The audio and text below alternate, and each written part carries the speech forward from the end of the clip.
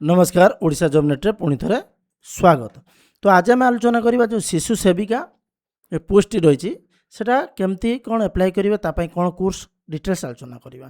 देखो शिशु सेविका जो रिक्वायरमेंट केबे पोस्ट क्वालिफिकेशन कौन रही पूरा डिटेल्सटा बर्तमान सुधा आसी ना। बेसिक बेसिक अल्प अल्प एमती किसी आसी न्यूज भी किसी आसी। तो शिशु सेविका आप जो एडमिशन हे जो एप्लाई करेंगे +2 एवं गोटे डीसी कोर्स गोटे दरकार।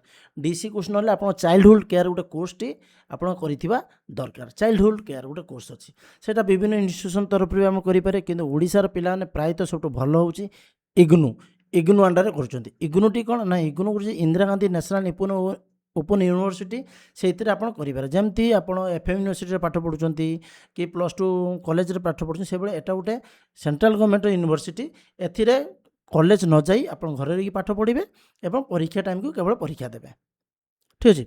तो यहाँ इग्नू रे बहुत कोर्स अच्छी गोटे चाइल्डहुड केयर गोटे कोर्स रोचे। आपड़ा केमती आवेदन करेंगे ऑनलाइन साइबर कैफ जी जनसेवा केन्द्र जी से आप एप्लाई करेंगे निज मोबाइल एप्लाई करेंगे। प्रथम जो कोर्स बाहर तार फी रखी जो यूनिवर्सिटी जो इग्नू फी रखी 3200 टଙ୍କା एटा बर्तमान बढ़ी बढ़ी जा 4700 टଙ୍କା पर्यटन पड़ेगानी। बर्तमान जो आप एप्लाई करते 4700 टଙ୍କା तो 4700 टଙ୍କା देखिए आप एप्लाई करेंगे।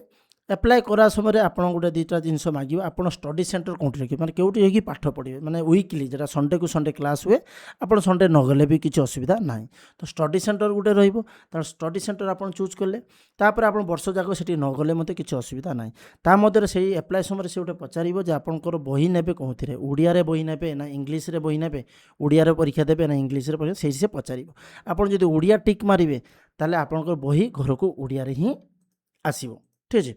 आसला पर आपणकर ता मध्य गोटे मास 1.5 मास मध्य गोटे व्हाट्सएप को लिंक आसो। लिंक रे क्लिक कले आप गोटे ग्रुप रे जॉइन कर जिवे। ग्रुप रे जॉइन कले आप सब जिनिस जानीपर केबे परीक्षा कौन कौन कौन करने पड़ो। तो विशेष किसी सेमती किसी करने ना आपड़ केवल परीक्षा टाइम गोटे असाइनमेंट फिलअप करेंगे।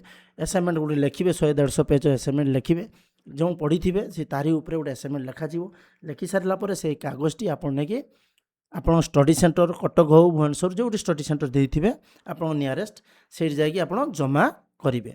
जमा कलापर आप गोटे फॉर्म फिलअप आसो 200 टଙ୍କା पार कोर्स 4टा सब्जेक्ट अच्छे 4 दिन 800 टଙ୍କା।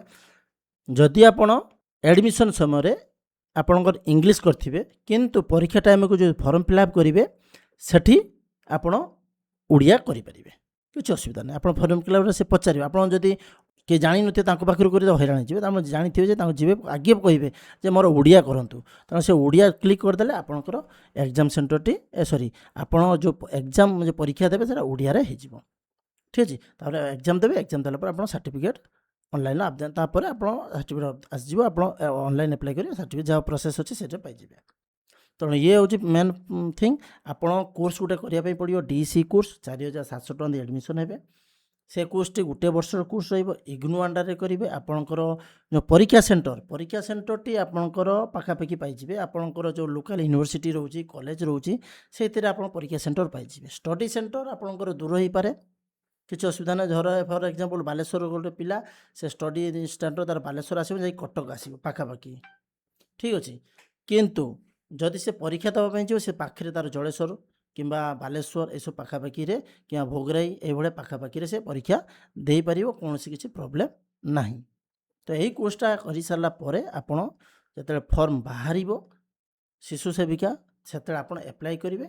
एप्लाई कले सिलेक्शन एग्जाम हम कि मार्क सिलेक्शन हम से बर्तमान सुधा किसी डिक्लेरेशन है ना से हिसाब से आप सिलेक्शन हो जॉबटी पाइपर।